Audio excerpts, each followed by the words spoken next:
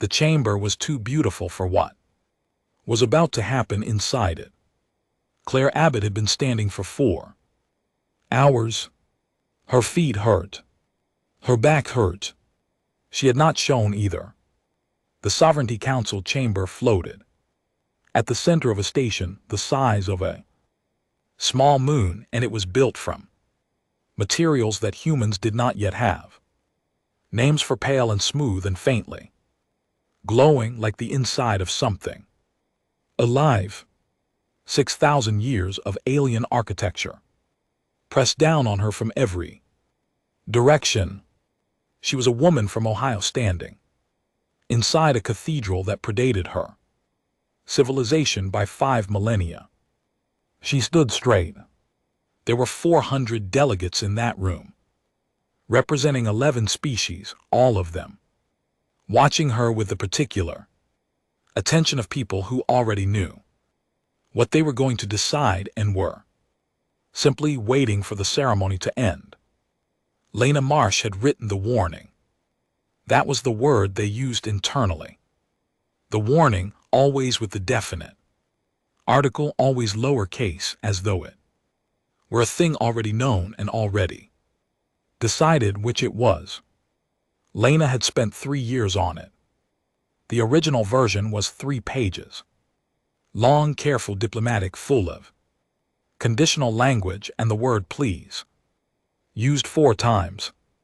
Maya Solano had crossed out everything but one sentence.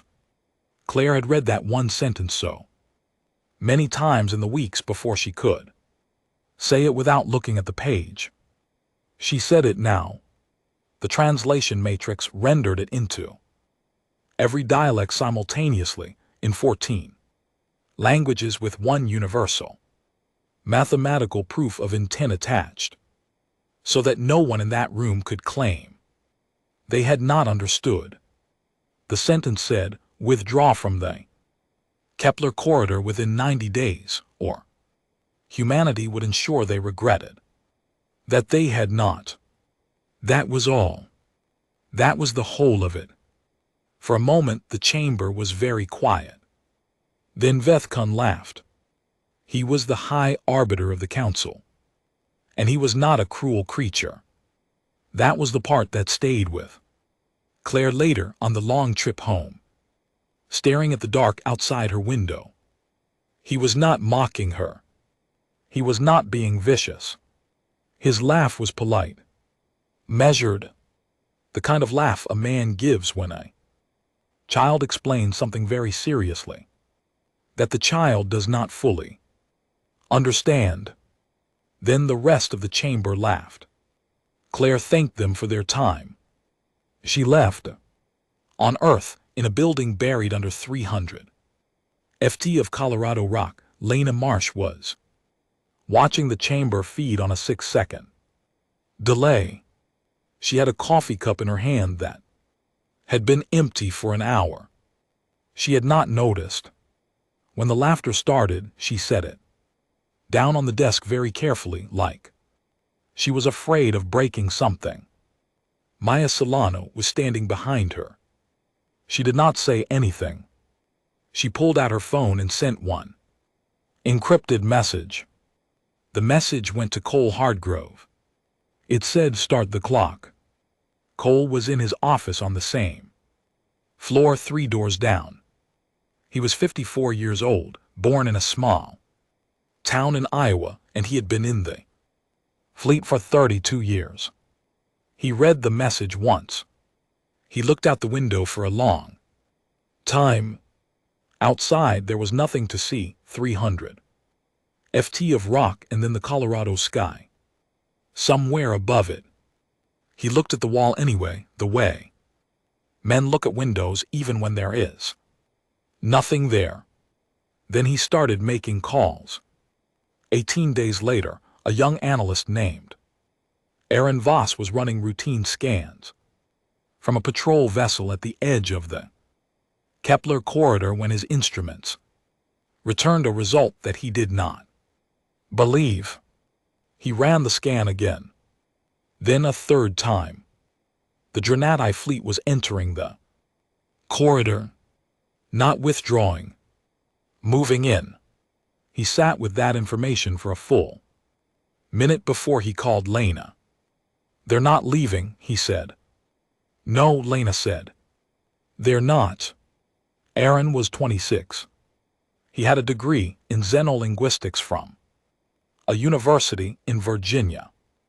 He had applied for the First Contact program the week he graduated because he had genuinely believed that the day humanity met another civilization would be one of the most important and beautiful days in the history of the species. We're going to try again, right? He said. Before we do anything else, we're going to try talking to them again. Lena was quiet for a moment. The warning was the try, she said. She ended the call. Aaron sat in the dim light of the patrol vessel and looked at the scan results for a long time. Outside the porthole, the Kepler corridor spread across the dark, wide, and cold and full of stars that did not know anything about what was coming. Back in Colorado, Cole was moving through the building like a man who had already done the math and did not need to do it again. He met with Maya at 7:00 in the morning. He met with Petra Dunning at 9:00. Petra was the lead on Project Kindling, and she was the kind of engineer who made Cole's chest go tight in a specific way, not with fear exactly, but with the feeling of standing next to something very precise and very powerful that was working exactly as designed. She showed him the numbers. He looked at them without expression. If they don't move, he said. They won't see it coming, Petra said. That's the point. He nodded. He moved on. He did not tell her whether he hoped they would move. On the 71st day of the window, Cole was alone in his office late at night, and he opened the bottom drawer of his desk. Inside, folded in thirds, was the original draft of the warning. 3 pages. Lena's handwriting on the margins. Careful language. Diplomatic framing. 4 places. He read it. The whole thing, every page, every word. That had never been sent. He thought about the chamber. The beautiful chamber, all pale light. An ancient stone, and 400 delegates who had laughed at one sentence. He thought about whether 3 pages would have changed anything. He already knew the answer. He had known it the day Maya crossed everything out. He had known it the day Claire came home from the station with a face that said nothing and meant everything. 3 pages would have gotten 3 pages of polite laughter. He folded the draft back along its old creases. He put it in the drawer. He closed the drawer. He sat at his desk in the quiet building under the Colorado rock, and he thought about 200 years of human history, all the times they had blown themselves apart and rebuilt, all the things they had survived that should have finished them, all the ways they had become, without ever entirely meaning to, a species that knew exactly how much damage it could do. The Sovereignty Council had looked at humanity and seen something small and afraid and manageable. Cole had seen the scan results from Aaron's patrol. He had seen the Dranathi fleet moving deeper into the corridor instead of out. He had read the Council's intelligence assessment, which classified Earth as a pre-Tier 4 civilization with no extrasolar strike capability. He was not angry. Anger was not the thing he felt. The thing he felt was quieter than anger, and older than anger, and it sat in his chest like a stone he had been carrying for a long time and had simply stopped noticing. He looked at the closed drawer. 71 days left on the clock. He turned off the light and went to find a few hours of sleep, because tomorrow was going to be a long day, and the days after that were going to be longer, and Cole Hardgrove had long ago learned that the most important thing a man in his position could do was stay rested enough to stay clear. There would be time to feel the rest of it later. There was always time for that later. The shipyard at Titan did not look like the beginning of something. It looked like organized chaos, metal and fire, and the deep hum of things being bolted together in a hurry, all of it hanging in the cold dark above Saturn's largest moon like a half-finished thought. Petra Dunning walked the main docking bay with Owen Faulkner beside her on day 12 of the window. He was a rear admiral, a quiet man with a broad face and careful eyes, and he had a habit of putting his hand to his breast pocket without taking anything out. He had done it 3 times already, and they had only been walking for 10 minutes. Petra did not comment on it. There were 43 vessels in various stages of completion. Owen looked at them the way a man looks at something he respects but does not enjoy. He noticed that none of them had names painted on their hulls, just numbers. Superstition, he asked. Efficiency, Petra said. Named things are harder to spend. Owen did not respond to that. He put his hand to his breast pocket. Again, what Petra did not tell him, what she had not told anyone who did not absolutely need to know, was that the ships were not the real weapon. The ships were the container. What they carried was something else. Entirely, something that lived in a 212-page file under her name, something that began with the observation that humanity had been blowing itself apart for 4 centuries and had survived every single time, and that this particular history had produced a very specific kind of engineering knowledge that no other civilization in known space had reason to develop. Project Kindling. Owen would learn about it when he needed to, not before. On day 31, Vethken received a full intelligence briefing on human military activity. He read it at his desk in the council's administrative center, alone with a cup of something warm that he barely touched. The report was 12 pages from the council's defense analysis body. It concluded that humanity was a pre-tier 4 civilization. Limited, regional, no demonstrated capability for extrasolar force projection. Vethken filed the report. He did not call an emergency session. He did not recall the Drenati fleet from the Kepler corridor. He moved on to his next meeting. He was a thorough man, a careful man, and he had governed for 40 years by trusting the people whose job it was to analyze things he did not have time to analyze himself. The analysis body had never been wrong in a way that mattered. He did not think about it again that day. On day 40, Cole held a briefing with a small group in the deepest room in the Colorado building. No windows, no recording. 9 people around a table, including Maya, Lena, and Petra on a secure remote feed. Cole said very little. He let Petra show the numbers. When she finished, the room was quiet. Lena was the one who spoke first.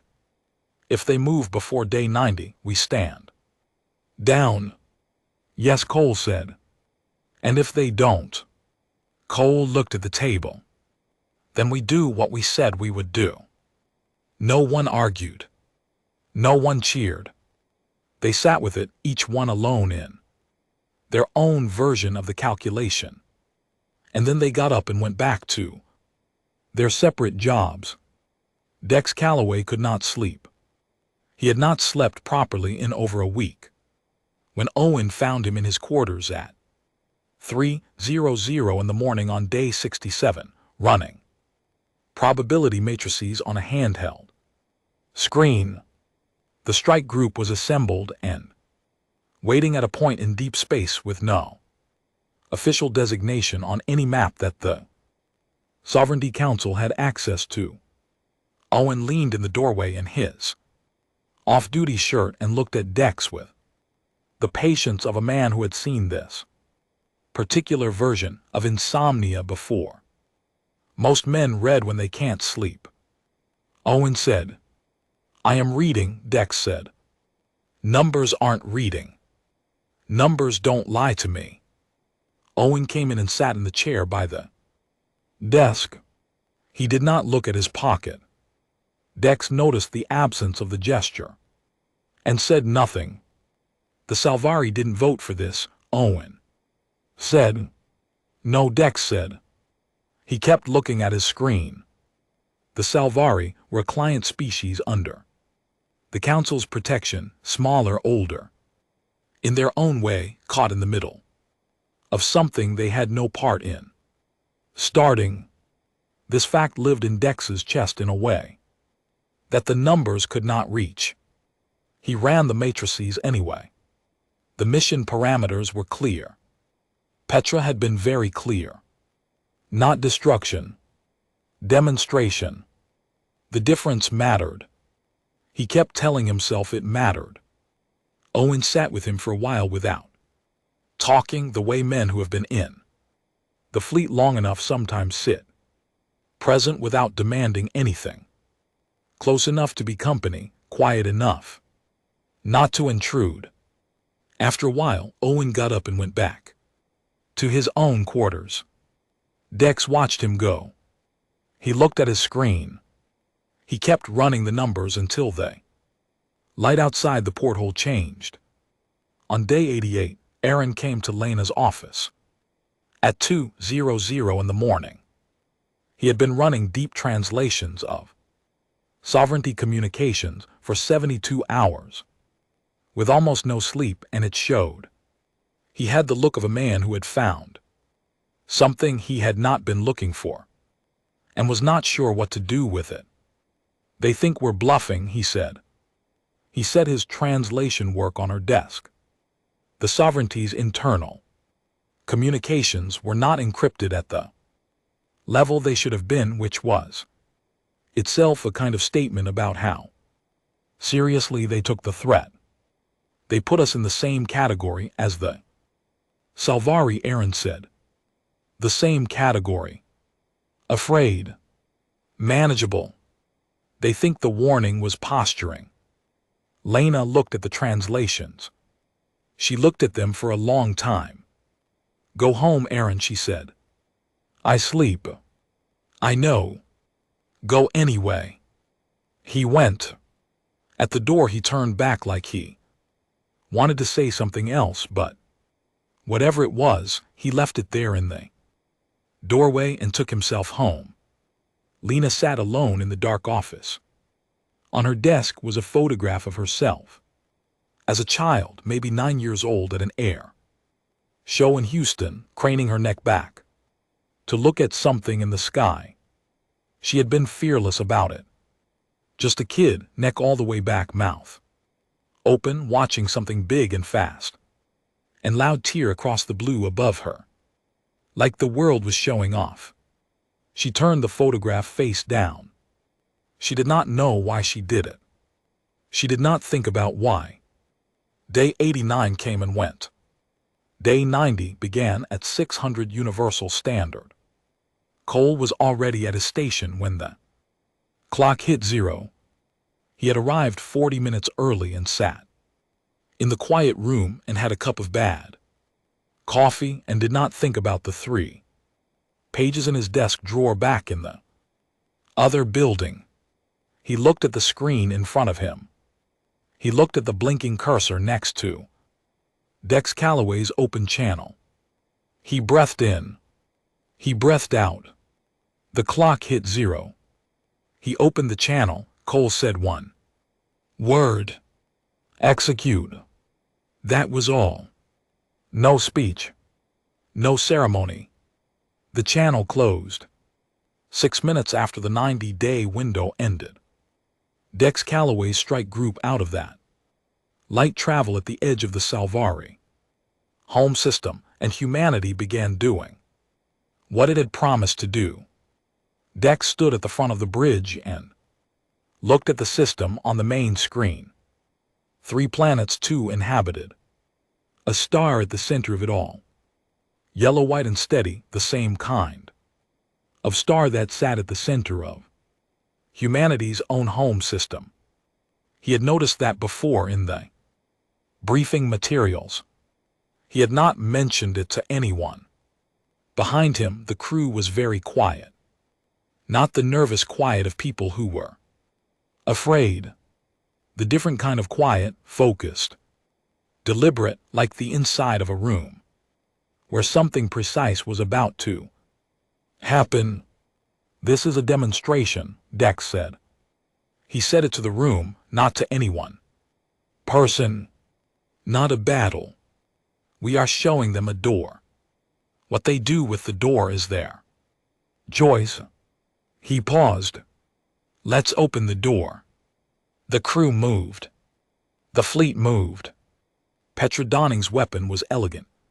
The way that all the most terrifying things are elegant, clean, minimal. Almost quiet. Project Kindling did not fire anything visible. There was no beam, no explosion, no dramatic light.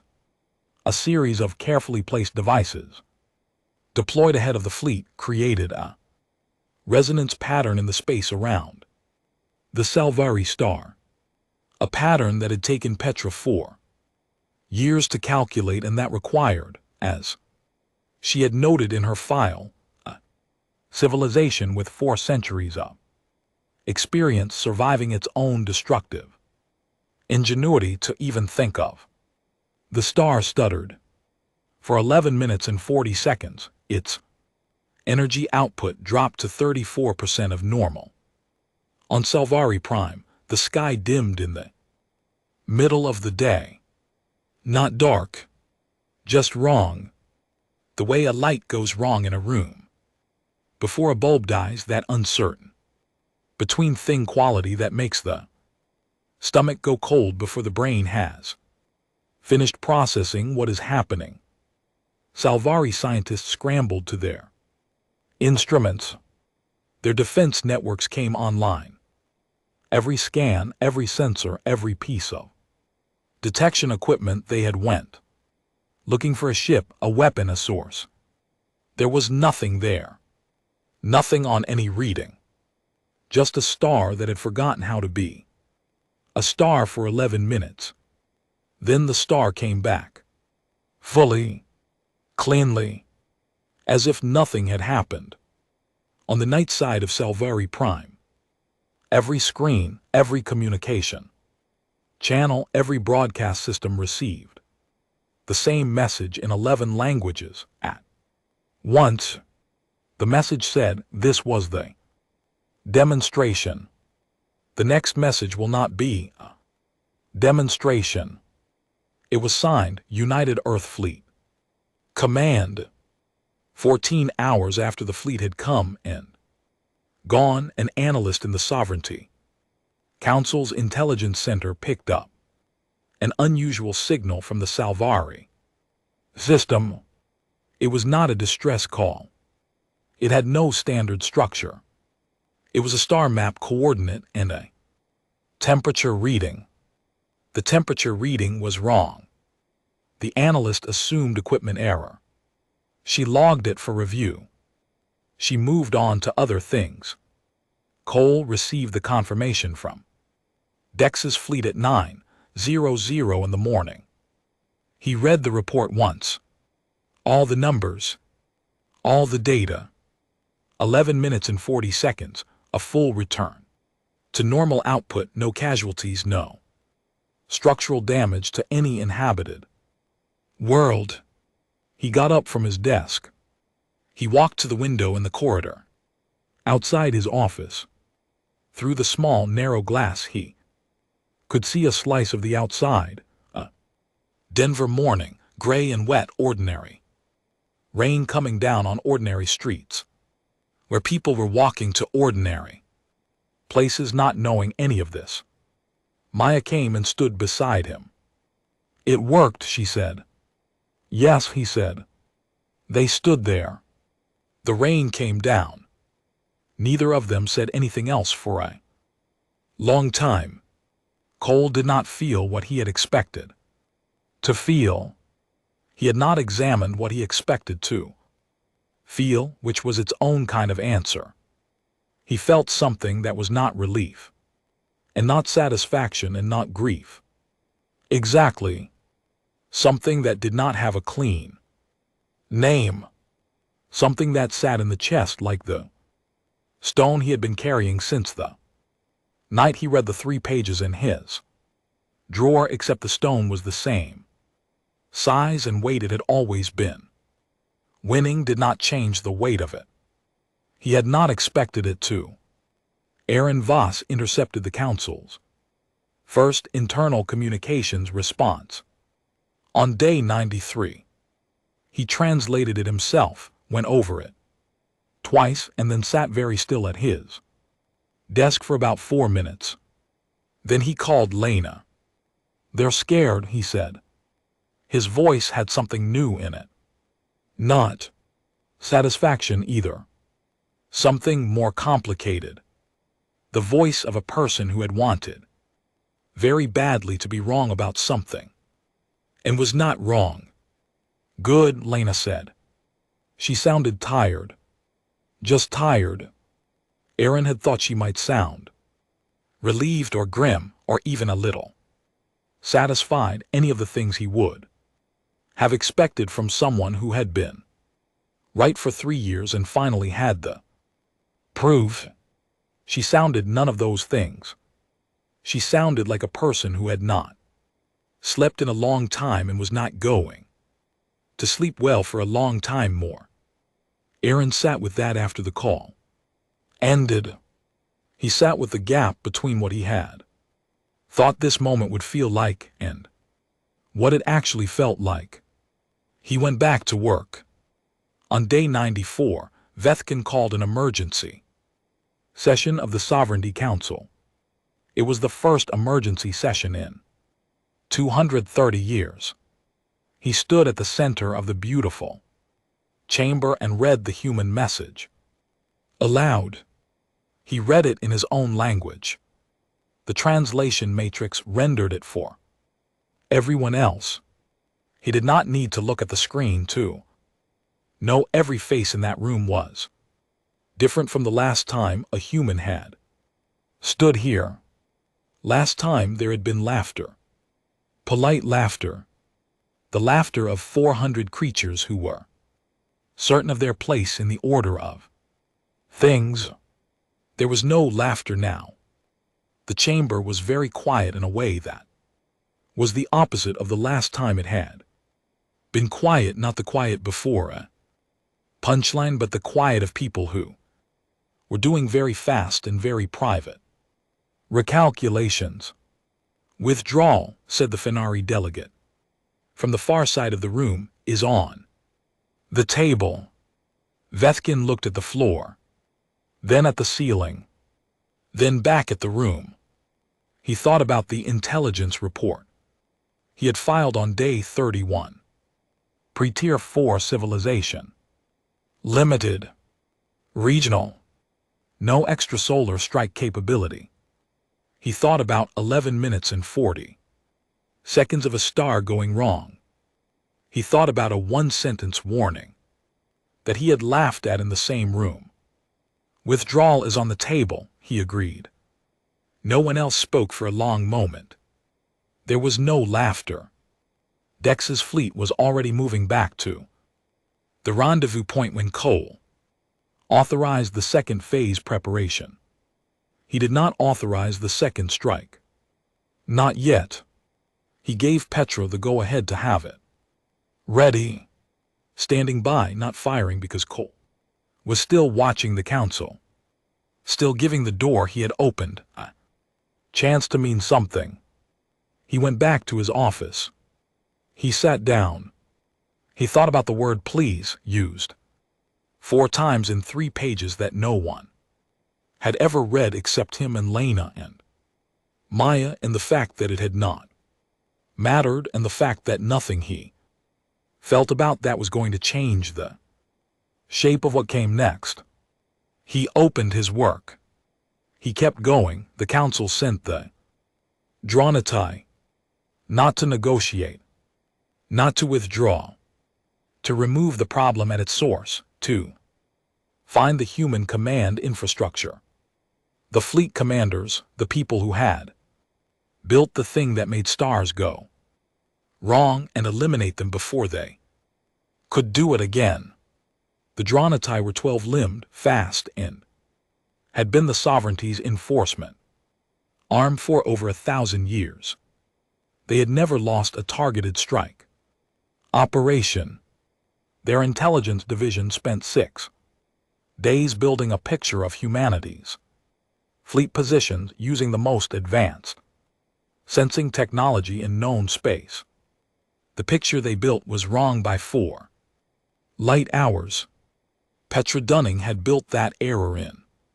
She had accounted for the council's sensor capabilities, calculated the most likely margin of inaccuracy, and positioned the real strike group 4 light hours outside of it. What the Dronitai found was a support wing, resupply vessels, rear logistics, the ships that kept the strike group fed and fueled and functional. What they found was Owen Faulkner. Owen was on the bridge when they Dronitai came out of faster than light. Not in front of him. Not at a distance he could manage. Right there close, the way a fist is. Close before it connects. The bridge crew had exactly 90 seconds of warning. 90 seconds. Owen's voice was level. All hands battle stations. Shields to maximum. Do not return fire until I give the order. He watched the screen. He counted the Dronitai ships. He gave the order. It did not matter. They had not come to fight a battle. They had come to end something, and they were very good at ending things. In the space of 4 minutes, 11 of Owen's ships were gone. 4 more were crippled, drifting. The Dronitai pulled back before Owen's fleet could regroup, fast the way they were known to be fast, and then they were gone back into the dark.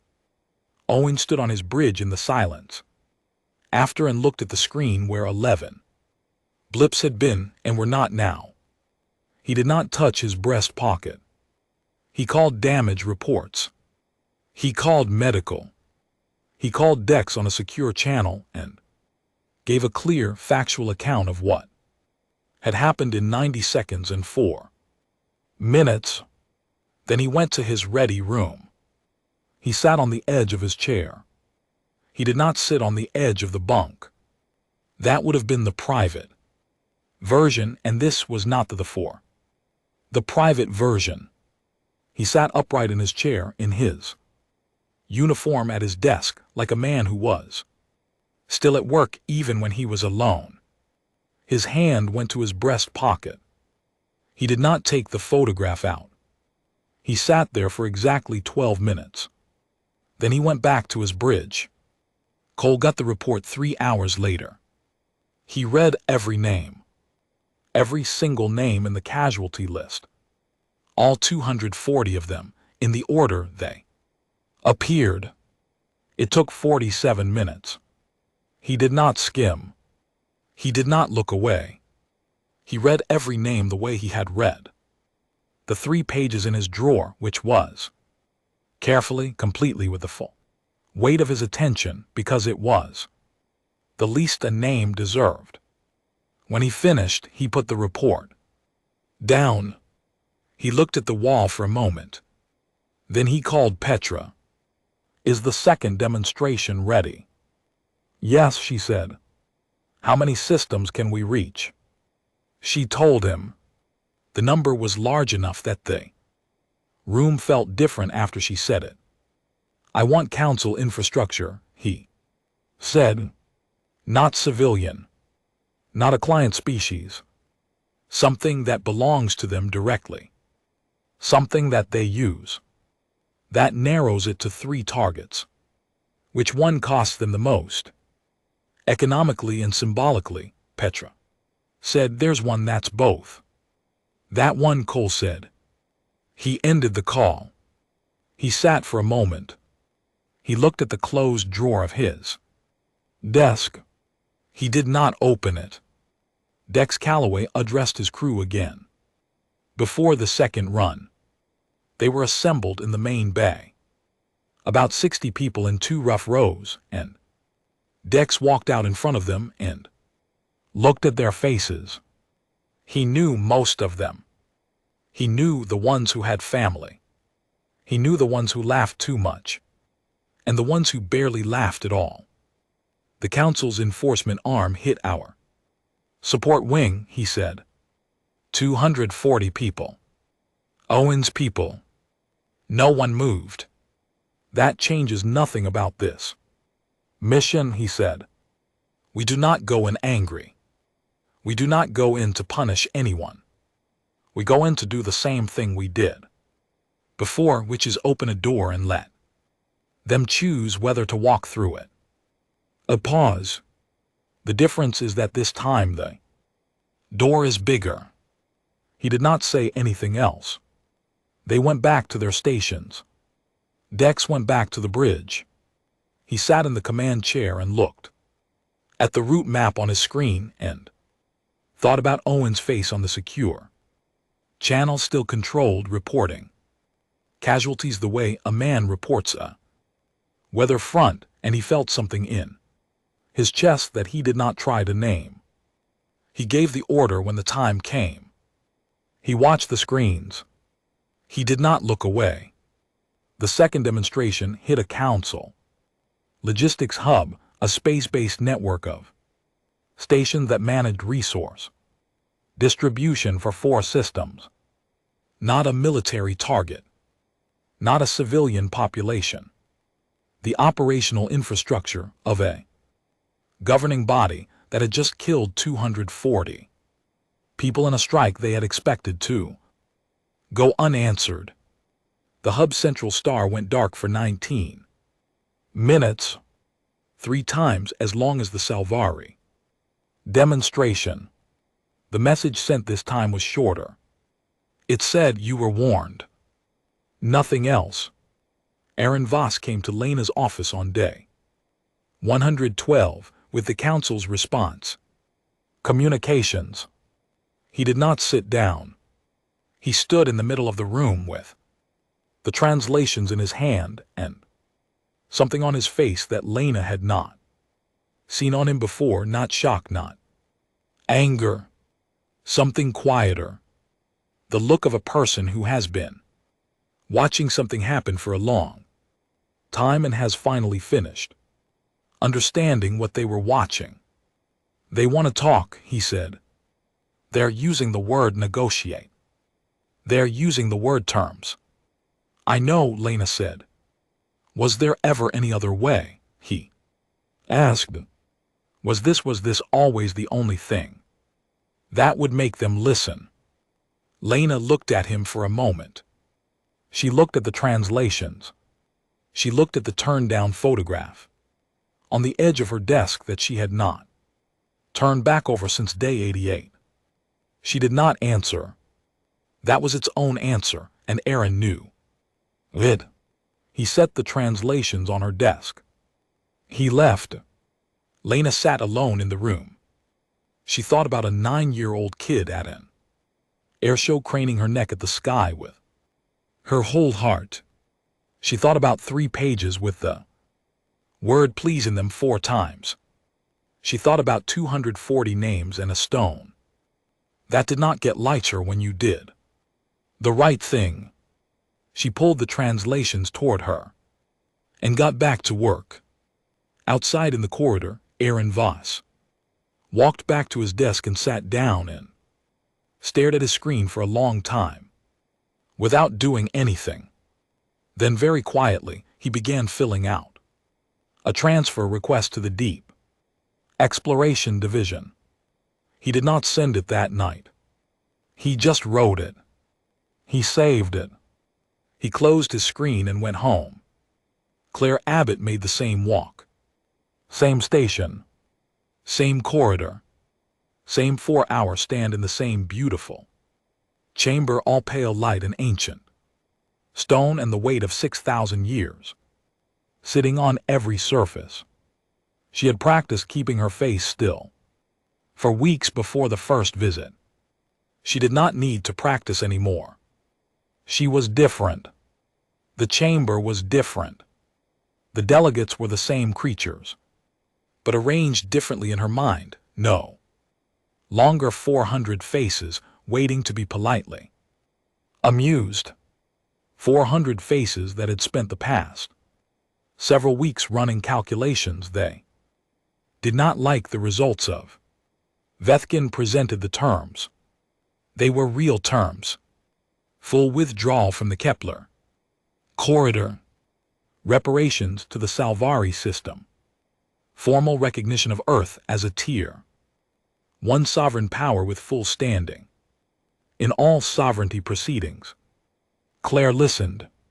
She read the document. She set it down on the table in front of her. There is one addition, she said. Vethkun was very still. Name it. A formal acknowledgement, Claire said, in the Council's permanent record, that a warning was issued. One warning. That it was ignored. The chamber was quiet. Vethkun looked at her for a long moment. He was a careful man, a thorough man, and she could see him doing the calculation, the cost of the acknowledgement against the cost of refusing it. That is an unusual request, he said. Yes, Claire said. Another moment of quiet. Agreed, he said. Claire thanked him for their time. She left. She walked back down the same corridor, past the same pale walls, through the same massive doors. She did not feel what she had expected to feel on the walk back. She had expected relief. She had expected something releasing in the chest. Instead, she felt the walk, the hard floor under her feet, the slightly wrong temperature of the station's recycled air, the distant hum of something enormous, keeping all of this alive out here in the dark. She kept walking. Owen Faulkner was packing his quarters on day 148 when he found the photograph. It had been in his breast pocket through all of it, the ambush, the 4 minutes, the report he filed in 12 minutes with steady hands, all of it, and now it was in his palm while he stood in the middle of a mostly empty room with a bag half full at his feet. His daughter was 3 in the photo. She was sitting in front of a birthday cake with pink frosting, and she had gotten some of the frosting on her nose, and she did not know it yet, and she was laughing at something outside the frame. Owen had no memory of what she was laughing at. He had taken the photo 2 weeks before the first deployment, and he had told himself it was going to remind him what he was doing this for. He looked at her face for a long time. Then he put the photograph back in his pocket where it belonged, and he zipped his bag and he picked it up and he walked to the hangar. That was all. He did not have a thought about it that he could have put into words. Some things do not need words. They just need to be done, and then you pick up your bag and keep going.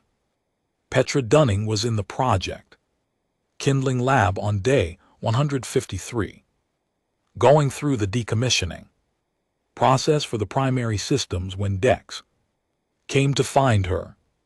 He leaned in the doorway, and the way he leaned in doorways, loose hands in pockets, like he had all the time in the world and nothing riding on anything. Done, he asked. Archiving, she said. Maya's orders. Not destroying.